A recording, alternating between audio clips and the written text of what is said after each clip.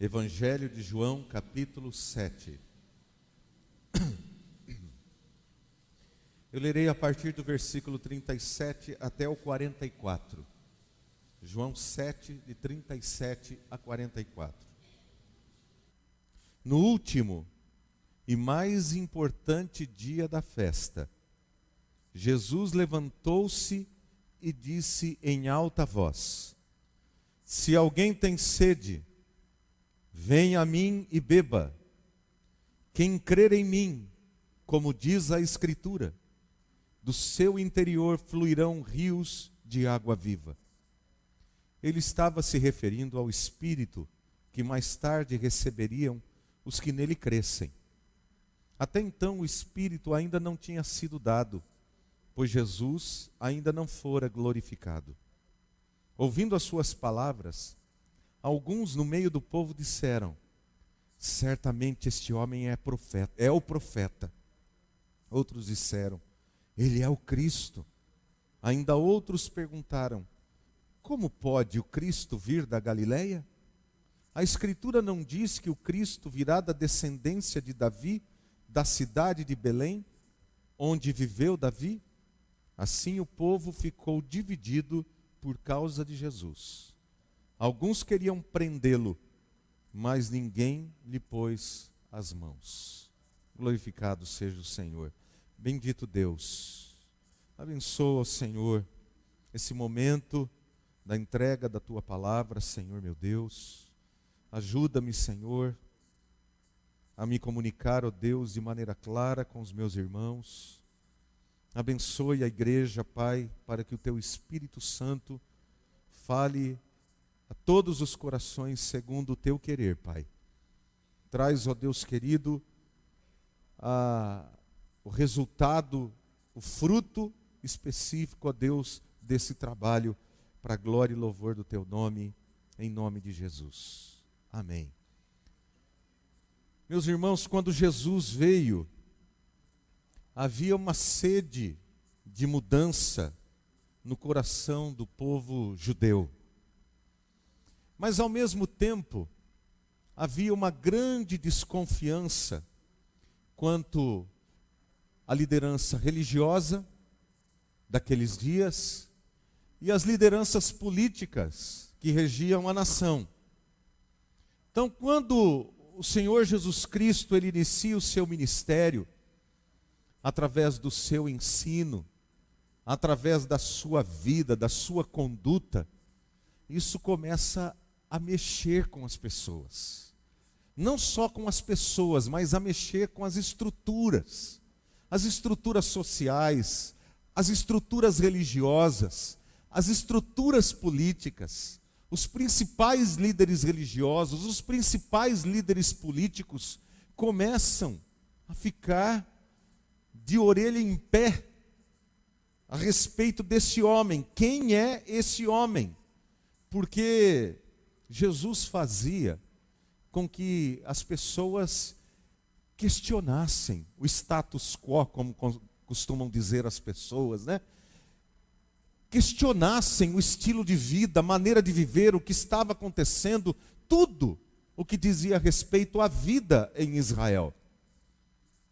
Alguns começam a seguir Jesus, outros começam a persegui-lo, criticá-lo, questioná-lo, e o coração do povo, como diz o verso 43, estava dividido a respeito de Cristo.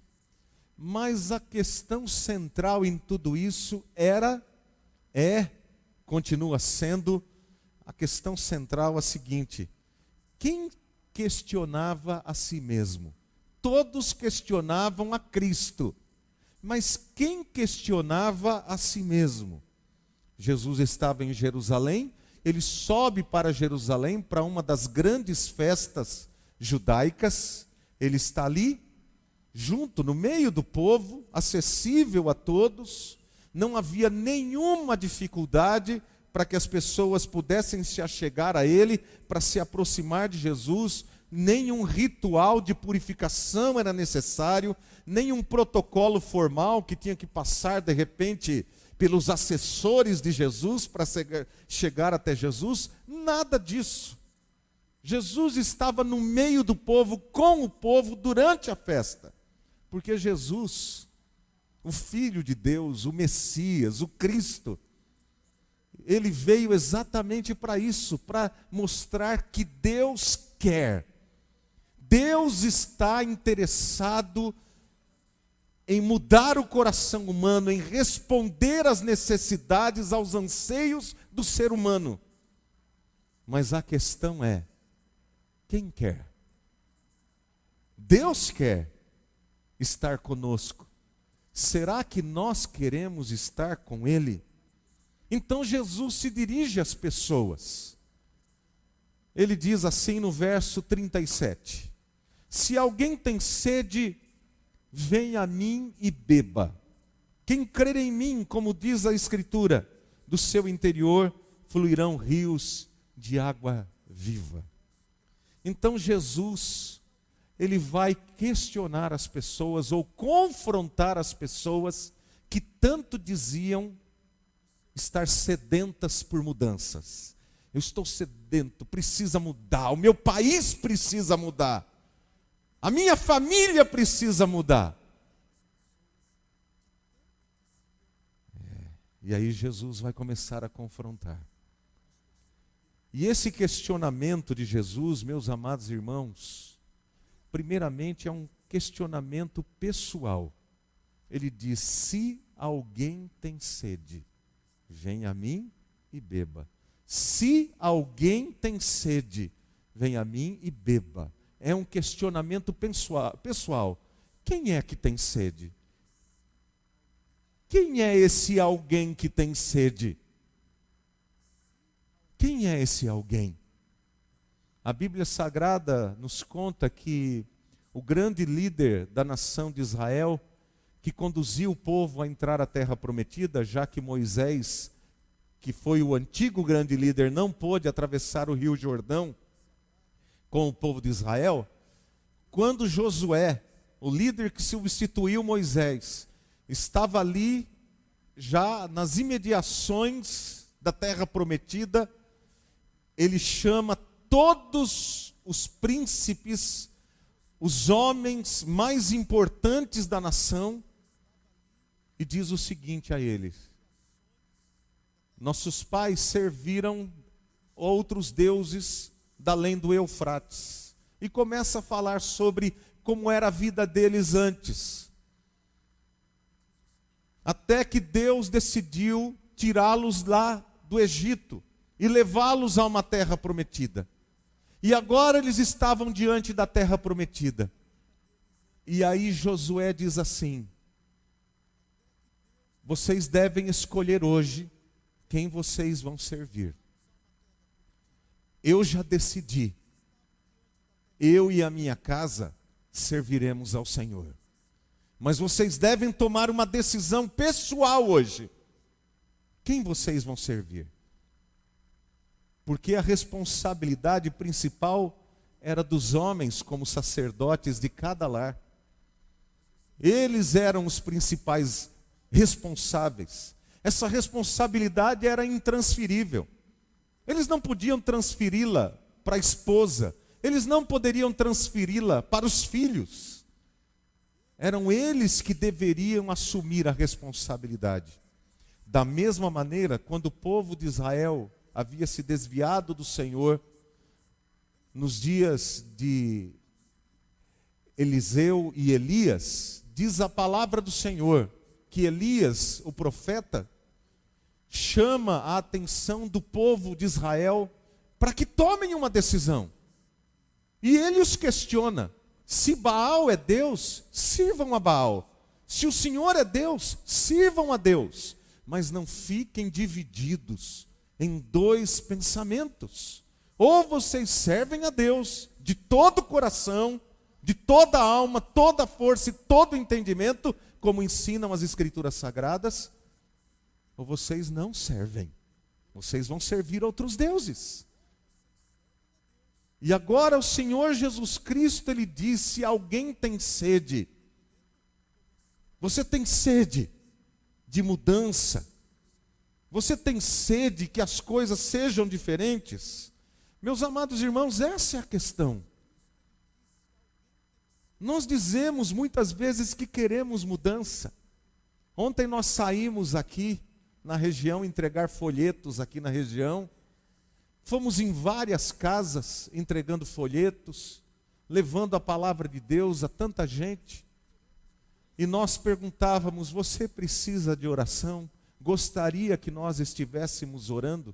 Nós somos em mais de 60 casas aí. E basicamente não houve nenhuma casa que dissesse: eu não preciso de oração. A não ser um rapazinho aqui, a 2 quarteirões daqui, que nos recebeu muito bem, e ele disse: graças a Deus está tudo bem, mas pode orar também pela minha família. E todos pediam: ore pelo meu filho, que ele fuma demais. Umas 5, 6 pessoas. Encontramos aqui com o senhor que vinha, seu Valmir, não foi, Rogério? Encontramos com ele, ele nos atendeu muito bem, estava no meio da rua, fomos lá, falamos, abordamos, e ele com um maço de cigarro, eu nem tinha visto no bolso. Eu falei: o senhor quer que a gente ore por alguma coisa? Ele falou: eu quero, ele mostrou assim: eu quero parar com isso daqui, não consigo. Eu falei: nós vamos orar pelo senhor, seu Valmir.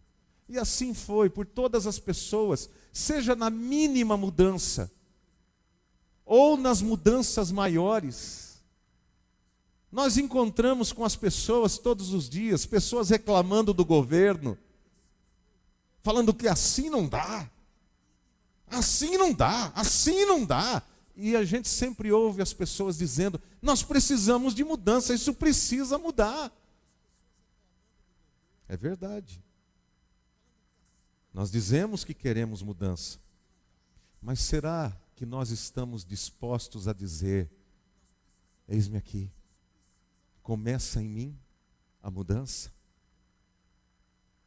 Começa em mim. Se alguém tem sede, disse Jesus. O questionamento de Jesus é pessoal. Se alguém tem sede.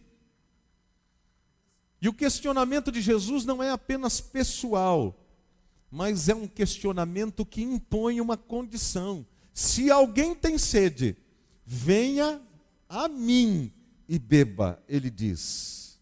Então, queridos irmãos, a mudança não só exige de nós um posicionamento pessoal, que tem que olhar para dentro de si mesmo, mas também é um questionamento que exige de nós a pararmos de olhar para os outros, esperando que os outros mudem, e os outros mudando, então eu vou mudar. Porque o problema sempre são os outros. Nunca sou eu, são os outros o problema. Ou colocar as nossas esperanças nos outros. O que Jesus está dizendo para aquele povo nos seus dias, que esperavam que os zelotes, que era um grupo armado israelense, pudesse tomar a direção do reino de Israel das mãos dos romanos. Muitos esperavam que os zelotes fizessem isso, aquele grupo de guerrilheiros nacionalista. Outros esperavam, através de diplomacia política, por meio dos anciãos e dos sacerdotes, que alguém inteligente, diplomata, conseguisse ali um bom negócio com os romanos.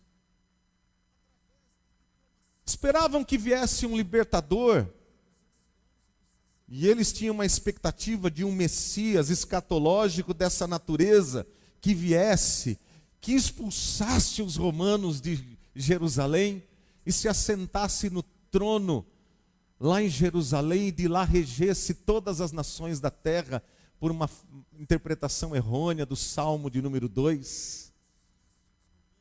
Eles tinham essa ideia, esperando que alguém viesse, e de fato veio. O Salvador veio. Mas quando o Salvador veio, eles não esperavam um Salvador daquele jeito. Não esperavam alguém como Jesus. E aí, de repente, Jesus começa a colocá-los em xeque. Vocês querem mudanças, mas vocês estão dispostos a mudar? Vocês estão dispostos a se entregarem completamente a mim e confiar que eu vou conduzir vocês à verdadeira mudança? Quando eu fui pastor em São Carlos, meus 2 primeiros anos de ministério, em 89 e 90, eu me lembro de uma situação que muito me chamou a atenção. Havia um irmão na igreja, inclusive ele era diácono da igreja. Muito querido. Mas ele estava sempre corrido para a igreja. Nunca tinha tempo para a igreja. E a gente às vezes, uma igreja pequena, precisava de gente para ajudar, para trabalhar. Vamos lá, vamos entregar folheto, vamos fazer as coisas. Ele sempre estava muito ocupado. E aí veio a época de eleição na cidade. E como aquele rapaz trabalhou. Eu vi aquele rapaz entregando santinho na igreja, entregando santinho na rua, entregando santinho para tudo quanto é lugar. Falei, gente, onde ele arrumou tempo? Onde ele arrumou tempo para tudo isso? Queridos irmãos, se nós não crermos que o que fazemos aqui é importante, nós não teremos nada a oferecer ao mundo. Se nós não crermos que o que fazemos aqui é importante, nós não teremos absolutamente nada a oferecer ao mundo. E as nossas esperanças estarão onde? Nos políticos. Onde estarão nossas esperanças? O ano que vem vai ser aquela brigaiada, né? Já estou até vendo. Brigaiada, crente brigando com crente no Facebook. É uma coisa linda, maravilhosa. Por causa do fulano e por causa do cicrano, e defendendo com unhas e dentes, porque isso, porque aquilo outro. E eu pergunto, e Jesus onde está? Jesus onde está? Amados irmãos, aqueles homens humildes, simples, que seguiram a Jesus, que creram em Jesus, como diz a Escritura, que cheios de sede foram a Cristo, beberam de Cristo. Aqueles homens, diz a palavra do Senhor em Atos capítulo 17, verso 6, quando eles chegaram em Tessalônica, país de fala grega, na cidade, de fala grega, eles chegaram lá, as pessoas daquela cidade começaram a dizer assim, aqueles que transtornam o mundo chegaram até nós. Aqueles que transtornam o mundo chegaram até nós. Ah, irmãos, aqueles que transtornam o mundo eram os crentes, pregando o evangelho de Cristo. Eles vão um pouquinho mais à frente, vão para a cidade de Éfeso, onde havia o templo de Diana, grande deusa dos efésios, onde os ourives trabalhavam e produziam imagens, pequenas imagens de ouro, e vendiam estas imagens de ouro, que trazia grande lucro para a cidade. Aqueles homens começam a pregar o evangelho ali. Eles não falam contra a religião dos outros. Eles simplesmente pregam a Cristo. E pessoas começam a se converter. E diz a palavra do Senhor que tanta gente se converte. Gente que praticava feitiçaria, leia Atos 19. Gente que praticava feitiçaria. Feiticeiros mesmo. pegavam seus livros de feitiçaria e traziam para o meio da praça e queimavam aqueles livros de feitiçaria, porque eles haviam entregue a vida, o coração a Jesus. E a conversão foi algo tão grande que aconteceu naquela cidade que os ourives, eles viram que a situação deles estava complicada, porque eles produziam só a imagem de Diana. Eles se enriqueciam através da idolatria daquela cidade. E eles se levantam contra o apóstolo Paulo, tentam apedrejar o apóstolo Paulo. O chefe do sindicato dos ourives leva uma surra lá na cidade. Que coisa, porque não estava nos defendendo, não tinha mais como. O evangelho chegou, os crentes estavam ali, a palavra estava sendo pregada e vivida pelos crentes. Quando os crentes não têm vergonha da palavra, não têm vergonha de testemunhar a sua fé em Cristo, meus amados, isso causa um impacto tremendo na sociedade. Mas para que cause esse impacto tremendo, não basta apenas pregar e dizer, eu sou de Cristo, e aquela coiseira toda que às vezes a gente vê na entrada de cidade, né? Esta cidade pertence a Cristo. Povo de Deus, declare isso. Para com esse negócio. O que precisa é de crente com vida transformada.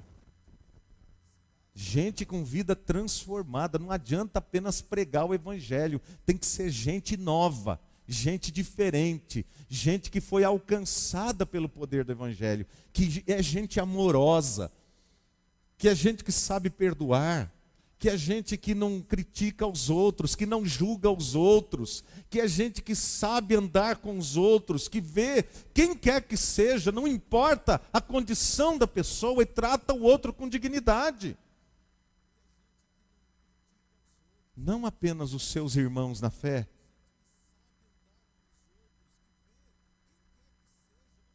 não apenas os seus irmãos na fé. Queridos, a falta de mudança no nosso país, com tanto crente que tem nesse país, tanto cristão que tem nesse país, tem alguma coisa errada, né? A falta de mudança em nossas vidas só pode ser explicada de uma maneira: não reconhecer que eu preciso mudar. Eu preciso mudar. Colocar as esperanças em homens e sistemas ideológicos corrompidos e tão falhos como eu. E negarmos-nos ir a Cristo sem reservas, abraçando o seu chamado, vem a mim e beba de mim. Isso parece muito simplista, né? Ai, muito simplista. Né? A gente gosta daquelas fórmulas assim, bem elaboradas e tal, para explicar isso e aquilo. Aí sim. Mas Cristo é simples. O Evangelho é simples. O apóstolo Paulo chega até a dizer aos coríntios, ele vai dizer assim: eu temo que vocês estejam se afastando da simplicidade e pureza devidas a Cristo. Simplicidade, mas é simplicidade que transforma a vida de quem vai a Cristo, de quem bebe de Cristo, de quem tem um encontro pessoal com Jesus.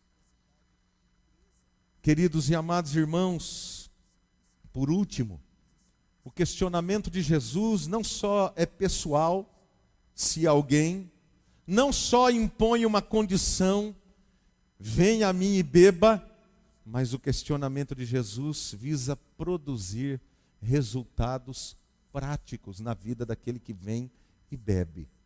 O versículo 38, mais uma vez: quem crer em mim, como diz a Escritura, do seu interior fluirão rios de água viva. Há uma mudança de dentro para fora.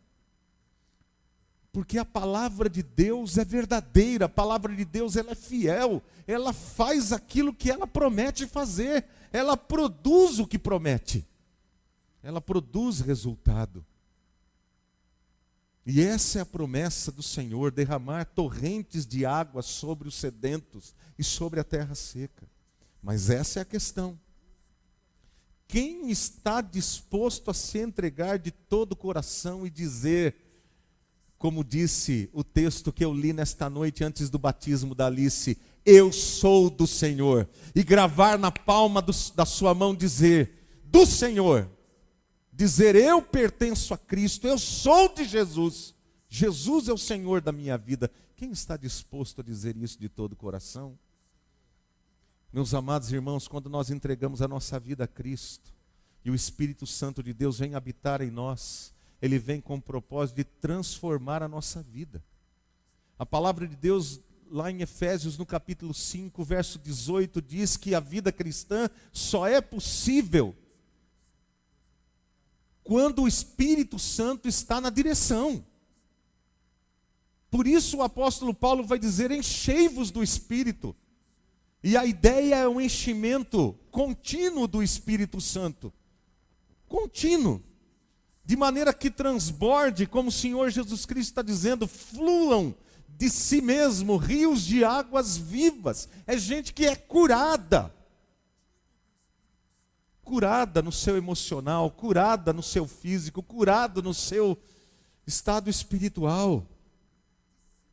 A Bíblia Sagrada vai dizer que maridos cheios do Espírito Santo amam as suas esposas como Cristo amou a igreja. A Bíblia Sagrada vai dizer que mulheres cheias do Espírito Santo sujeitam-se ao seu marido e o respeitam.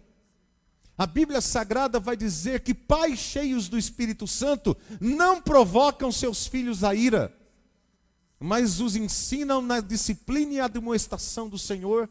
A Bíblia Sagrada vai dizer que filhos cheios do Espírito Santo honram seu pai e sua mãe, não mentem para os seus pais, não brincam com essa questão. A Bíblia Sagrada vai dizer que empregados cheios do Espírito Santo trabalham de verdade, não vivem lá encostado, hora que só trabalham a hora que o chefe vem, não. Trabalham com seriedade, são responsáveis no seu emprego. A Bíblia Sagrada diz que chefes e donos de empresas cheios do Espírito Santo são pessoas generosas com seus empregados, que tratam seus empregados com justiça. É o que a Bíblia Sagrada ensina, porque o Espírito Santo não é só um selo para levar a gente para o céu, a passagem, recebeu a passagem, vai lá para o céu. Não, a Bíblia Sagrada diz que o Espírito Santo, ele veio para habitar em nós, dirigir a nossa vida aqui e fazer com que a gente viva uma vida de glorificação a Cristo, porque Jesus Cristo diz que o Espírito Santo viria para ensinar-nos a toda a verdade e levar-nos a glorificar o nome de Cristo. Meus irmãos, do seu interior fluirão rios de água viva. Será que é isso que nós queremos? Essa mudança? Será que é disso que nós temos sede? Você tem sede de justiça? Você tem sede de verdade?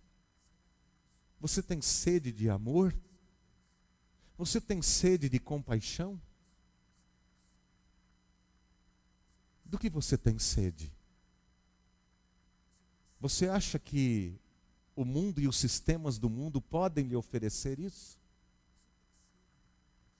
É isso que Jesus Cristo veio oferecer. E Ele diz, só eu. Não é a igreja, não é a religião, não é o homem, só Jesus de Nazaré. Somente Ele pode nos dar a água viva. Por isso, aquele que bebe dessa água que Cristo dá, nunca mais terá sede de novo. Nunca mais terá sede de novo.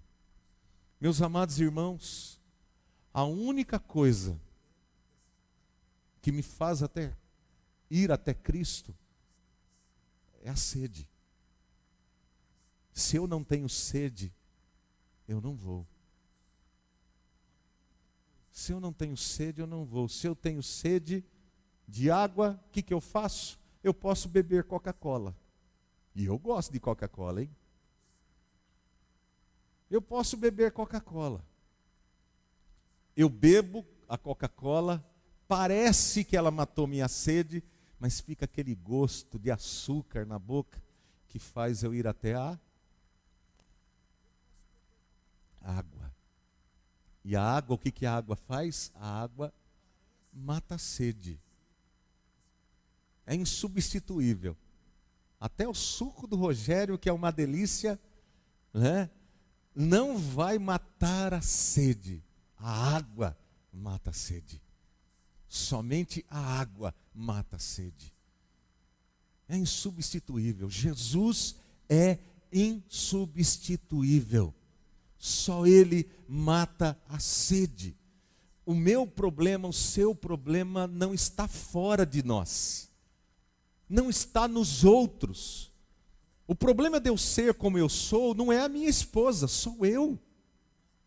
Não são os meus filhos, sou eu. Eu sou o meu problema. Minha esposa, por melhor, mais amável que ela possa ser, ela não pode mudar a minha vida.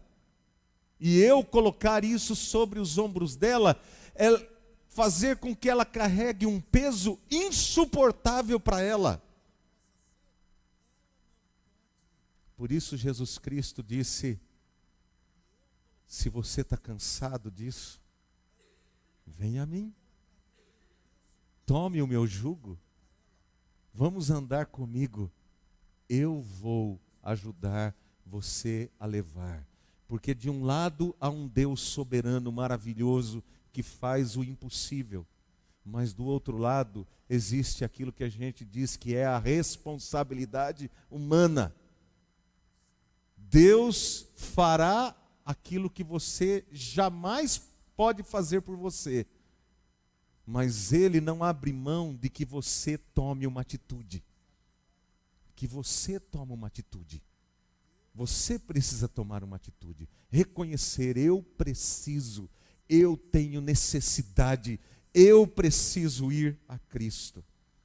Queridos irmãos, ter sede de Jesus é envolver-se com Ele, é amá-lo, é amar a sua palavra, é amar o que Ele ama, é querer o que Ele quer, é ser identificado com Ele, é dizer: eu sou do Senhor, eu sou do meu amado e Ele é meu, como dizia ali a Sunamita falando no livro de Cantares do seu amado: eu sou do meu amado e Ele é meu. É isso que Cristo quer ser, o seu amado, a pessoa mais amada da sua vida, que vale a pena perder todas as coisas, abrir mão de tudo por causa dele. Feche os seus olhos, fale com Deus.